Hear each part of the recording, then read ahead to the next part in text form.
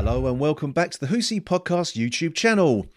So, The Bad Batch episode 12, titled The Outpost, is now streaming on disneyplus, and after a few weeks of treading water, we more or less head back to the main story arc, the phasing out of the clone army. And telling the story this week is a returning Crosshair, who we haven't seen since the beginning of this season. Now, while the actual mission that Crosshair is sent on is not really worth discussing, it's fairly perfunctory, what this episode does set up is the treatment of the clones since the conscription bill was passed, and how this, well, basically now affects Crosshair. As we know, Crosshair betrayed the rest of Clone Force 99 in Season 1, and was left pondering his place in the Empire in this season's episode, The Solitary Clone.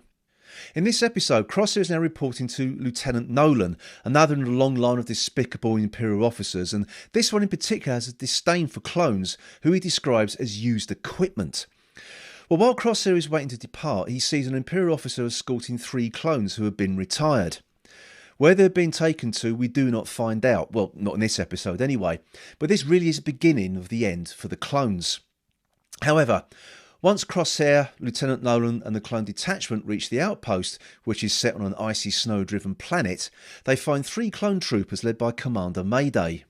Mayday and his platoon have been guarding supplies, which actually turns out to be stormtrooper armour, and have been regularly raided by the locals. When a surprise attack kills Mayday's remaining troopers, Nolan instructs Crosshair and Mayday to retrieve the crates stolen in the raid, and their journey is mainly Mayday explaining to Crosshair how badly the clones have been treated after years of loyal service. Now, this does seem to strike a chord with Crosshair, especially after Mayday saves his life by disarming a mine he'd just trodden on. But after finding the raiders' camp, a firefight ensues, which results in an avalanche that critically injures Mayday. Crosshair drags Mayday back to the outpost and begs Nolan to get medical assistance. However, Mayday dies of his injuries, and Nolan, now even more disdainful of Crosshair simply because he came back without the missing supplies, tells Crosshair that Mayday served his purpose and instructs Crosshair to get back on duty or suffer the same fate as Mayday. As Nolan walks away, an angry Crosshair calls to Nolan and shoots him dead before passing out with exhaustion. When Crosshair comes to, he's been treated by someone who tells him that she has been observing him, and the doctor will be there shortly, before telling him that if he cooperates, he might just survive. Well, isn't it strange that yet again one of the better episodes this season doesn't feature the Bad Batch?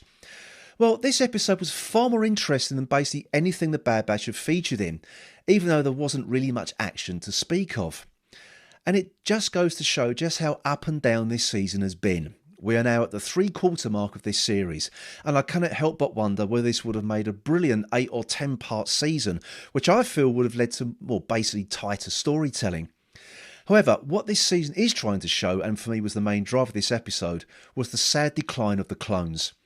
Once the brave soldiers of the Republic fight alongside the Jedi, they are now seen as a liability, being retired to Lord knows where, or being left to rot on forgotten outposts. But it's the disdain of the new Imperial officers towards clones that really hits home. Lieutenant Nolan is a nasty, sneering character who sees the clones as cannon fodder. His character also follows the tropes of an officer who has never been on a mission or seen any action, but rather than have any redemption, his character doubles down on that attitude towards the clones, for which he pays the ultimate price. But of course, this is really Crosshair's story. His character has been severely underused this season, and at 12 episodes in, he still hasn't interacted with his old squad.